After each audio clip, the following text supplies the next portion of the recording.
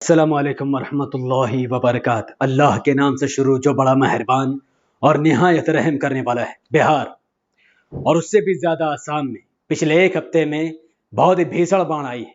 लोगों का घर परिवार तबाह बर्बाद हो चुका है। पूरा का पूरा गांव पानी में डूब चुका है।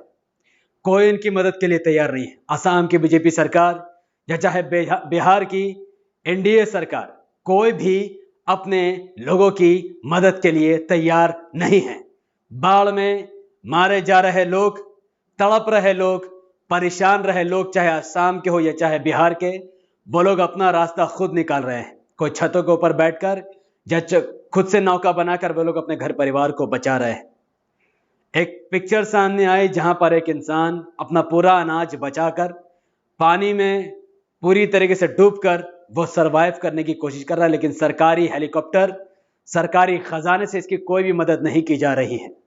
पूरी बीजेपी गवर्नमेंट दावा करते हैं उनके पास करोड़ों रुपए है। देश का 14 लाख करोड़ का बजट में से 1 रुपया भी इन तमाम भारतीय गरीब नागरिकों तक नहीं पहुंचाई जा रही है और उनका घर परिवार गांव बस्ती सब कुछ पानी के अंदर डूबा हुआ है। यही वो असम है जहां से कोयला भी निकलता है, तेल भी यहीं से हम लोग बनाते हैं, लेकिन इसी असम की परवाह बीजेपी सरकार बिल्कुल भी नहीं कर रही है। और हिंदुत्व के नाम पर ये लोग वोट देते हैं, लेकिन इनकी मदद कोई नहीं करता है। जिस मुसीबत में ये लोग हैं, आप जरा से इमेजिन कीजिए कि हर जगह पानी भरा हो, ना खाने को खाना ना पीने को पानी हो, और आप उस पानी के बीच अपने छत्ता पर बैठे हुए हो, दूर दूर तक रास्ता नहीं दिखता, कोई हेलीकॉप्टर नहीं आता, कोई प्लेन नहीं आता, आपको बचाने के लिए कोई नहीं आता, और आप वहां पर एक हफ्ते से भी ज्यादा दिन तक फंसे हुए हो। जो भी खाना पीना आपके छत्ता पर हो तो आप पर क्या बीतेगी। वही हाल असम और बिहार के लोगों के, और दोनों जगह बीजेपी की सरकार है, दोनों जगह, दोनों भारतीय नागरिक दोनों जगह फंसे हुए हैं लोग। अक्सर मेरी वीडियो पॉलिटिकल होती है, इस्लाम के लिए होती है, लेकिन ये वीडियो पॉलिटिकल नहीं है। ये वीडियो मेरे फायदे के लिए नहीं है या किसी पार्टी पर निशाने के लिए नहीं है। ये सच है कि जिस राज्य में बीजेपी जीती, अंधभक्ति के नाम पर जिन लोगों ने वोट दिया, वो उस राज्य में बीजेपी लोगों के लिए काम नहीं करती है। इनकी दर्द, इनकी पीड़ा, इनकी तकलीफ कोई नहीं समझ रहा है। कोई ये भी नहीं समझ रहा इनकी मदद कैसे की जाए। जब देश का बजट 14 लाख करोड़ है सेंट्रल के पास, कम से कम अगर 5,000 करोड़ रुपए भी अगर निकाला जाता, तो आप यकीन मानिए बिहार में जो हर साल बाढ़ आता है और जो हर साल बाढ़ असम में आता है, ये रोका जा सकता है। ये बहुत इजी तरीके से मैप बनाकर रोका जा सकता है, लेकिन कोई भी इसके लिए पैसा नहीं लगाता। हर साल घोटाला होता है। हर साल बाढ़ को रोकने के लिए हजारों करोड़ रुपए एक साथ जमा किए जाते हैं और उसको लोगों में बांट दिया जाता है। वो जो खाने वाले लोग पैसा खा लेते हैं और कोई काम नहीं होता, जिसके बायस में हमेशा असम, बिहार और कई सारे राज्यों में बाढ़ आ जाती है। सोचो क्या वजह है कि 70 साल में एक ही जगह हर बार बाढ़ आता है। तो क्या सरकार ने कभी वहां पर पैसा नहीं लगाया? क्या सरकार ने कभी वहां पर ध्यान नहीं दिया? बिल्कुल ध्यान दिया और पैसे भी लगाए हैं, लेकिन वो कोई फायदा नहीं है, क्योंकि वो बाढ़ उस बांध को तोड़कर आगे बढ़ चुका, क्योंकि उसमें घोटाला हुआ, लेकिन कोई इसकी पड़ताल करने वाला नहीं है। मैं जानता हूं कि बीजेपी सरकार कभी किसी का भला नहीं कर सकती, ना ही बीजेपी सरकार किसी को फायदा पहुंचा सकती है, लेकिन लोगों को समझना पड़ेगा कि अगर 70 साल से उनकी मदद नहीं की जा रही है, 70 साल से लोग उनकी आवाज नहीं सुन रहे हैं, तो उनको आगे बढ़कर ऐसी पार्टी को थामना चाहिए जो उनके बारे में बात करती है। असम बाढ़ के बारे में, बिहार बाढ़ के बारे में, सीमांचल के बारे में, किशनगंज के बारे में हर बार असदुद्दीन ओवैसी साहब बोलते हैं। और आप यकीन मानिए ये बाढ़ का समस्या सिवाय AIMIM के कोई और हल नहीं कर सकता है, क्योंकि तमाम अनपढ़ नेता कांग्रेस बीजेपी में भरे हुए हैं। भ्रष्टाचारी बलात्कारी कांग्रेस, बीजेपी, RJD, JDU भरे हुए लोगों में, CPM में, इनमें से कोई भी एक ऐसा नेता नहीं है जो आपके लिए आज तक एक फूटी कौड़ी का भी काम किया हो, सिवाय पार्टी के नाम पर जीत कर ये लोग अपने महल में आराम करते हैं। जब बीजेपी का कोई सपोर्टर खड़ा होता, कोई नेता जब बीजेपी को साथ देने की बात करता है, उसे प्लेन में बैठाकर उसको एक जगह से दूसरी जगह ले जाया जाता है। जब कोई कांग्रेसी नेता बीजेपी पर आता है तो बीजेपी उसे 25 करोड़ का ऑफर देती है, एक एक MLA को 100 करोड़, 1000 करोड़ रुपए बीजेपी अपने इलेक्शन में खर्च करती। सोचिए एक एक जगह में 100 करोड़ रुपए खर्च किए जाते हैं। वहीं पर असम और बिहार के लोगों के लिए फूटी कौड़ी बीजेपी के पास नहीं है, सरकार के पास नहीं, क्योंकि ये लोग इन गरीब जनता को देश का नागरिक मानते ही नहीं है। क्योंकि परसेंटेज गरीब या तो दलित है, या तो मुस्लिम, या तो वो आदिवासी है। कोई ब्राह्मण गरीब नहीं है, क्योंकि ये सत्ता ब्राह्मणों के ही हाथ में है। इसीलिए मुस्लिम दलितों की मदद कोई करने को तैयार नहीं। लेकिन यही दलित मुस्लिम आदिवासी जिसकी जमीन छीनी जा रही है, जिस पर बाढ़ में कोई मदद नहीं कर रहा है, यही दलित मुस्लिम आदिवासी कांग्रेस के पीछे पड़ी हुई है। मैं हर वीडियो में समझाता हूं कि 70 साल से अगर कांग्रेस ने आपकी मदद नहीं की और बीजेपी से आपको मदद की उम्मीद नहीं है, तो फिर आप क्यों कांग्रेस बीजेपी को वोट दे रहे हो? आपको तीसरा मोर्चा खोलना ही पड़ेगा और एआईएमआईएम को मौका देना ही पड़ेगा, क्योंकि बाढ़ को रोकना बहुत आसान है।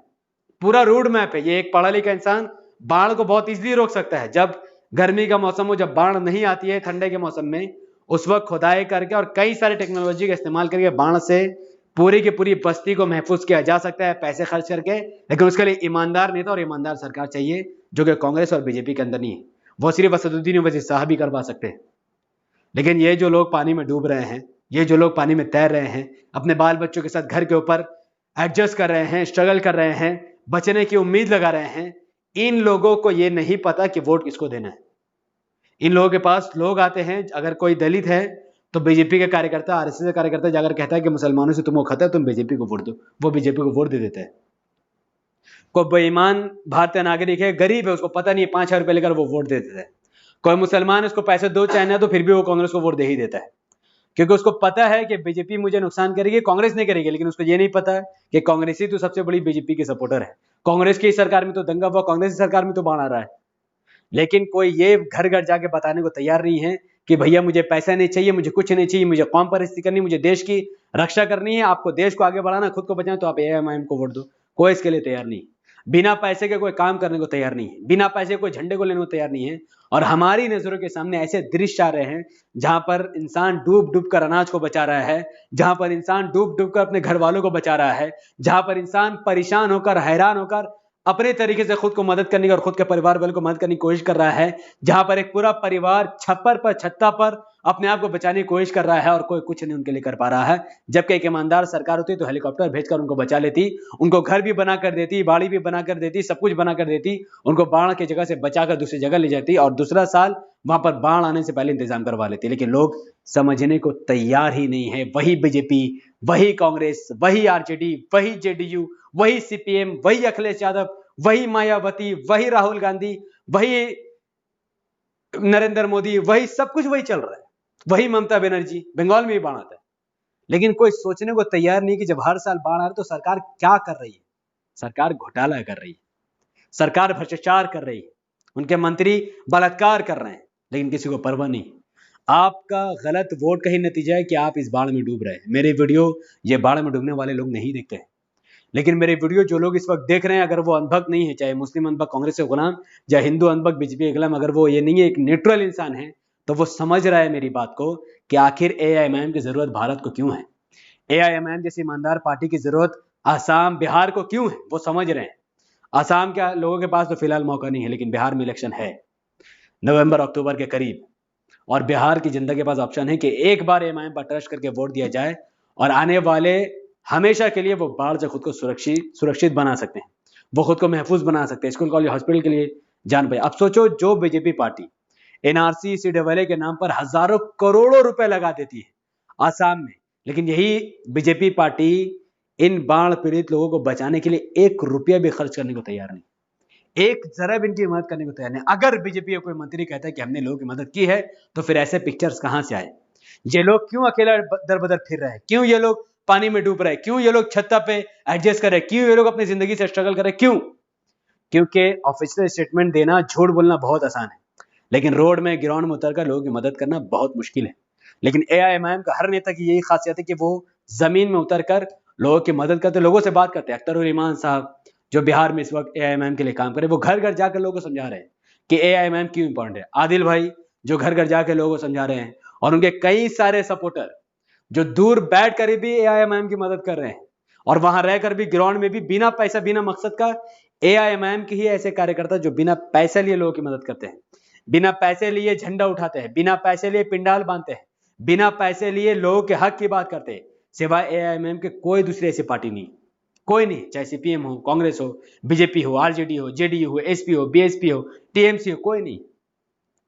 तो ये जो वीडियो जो लोग देख रहे हैं, जो लोग बाढ़ में नहीं फंसे, लेकिन जिनको दर्द है कि हमें उनकी मदद करनी है, तो आप फिलहाल तो पैसे से उनकी मदद कीजिए, लेकिन अगर आप लोग चाहते हैं कि ये दृश्य दोबारा कभी लोगों के सामने ना आए, ऐसा हालत कभी किसी गरीब के साथ ना हो, कभी किसी आदिवासी का जमीन ना छिनाए, कभी कोई घर परिवार बाढ़ में ना डूबे, कभी कोई बच्चा बाढ़ में ना डूबे, ये व्यक्ति जो अनाज बचाने का स्ट्रगल कर रहा है, कभी इसके साथ ऐसा ना हो, तो अगर आपको इनकी मोहब्बत है, इनसे इनकी दर्द की फीलिंग आपके भी अंदर है, कहीं ना कहीं आपके अंदर भी रद्दी बराबर भी ईमान है, तो आपको इनको बचाने के लिए AIMIM का बिना फायदा के लिए साथ देना होगा, बिना फायदे के लिए मेहनत करना होगा, बिना फायदे के लिए झंडा उठाना होगा, बिना फायदे के लिए इनका प्रचार करना होगा, बिना फायदे के लिए घर घर जाकर बताना पड़ेगा कि भाई अब की बार आपको पतंग को ही वोट देना है, बिना फायदे के लिए आपको लोगों को जागरूकता का अभियान से आपको जुड़ना पड़ेगा, बिना फायदे के लिए उनको समझाना पड़ेगा कि आपके टैक्स के पैसे से ही तमाम चीजें चल रही है। ये जो परिवार है पूरा का पूरा जो बोर्ड में बैठा हुआ है, इनमें से एक एक व्यक्ति सरकार को टैक्स देती है, लेकिन बदले में सरकार इनकी मदद नहीं कर रही, क्योंकि चोर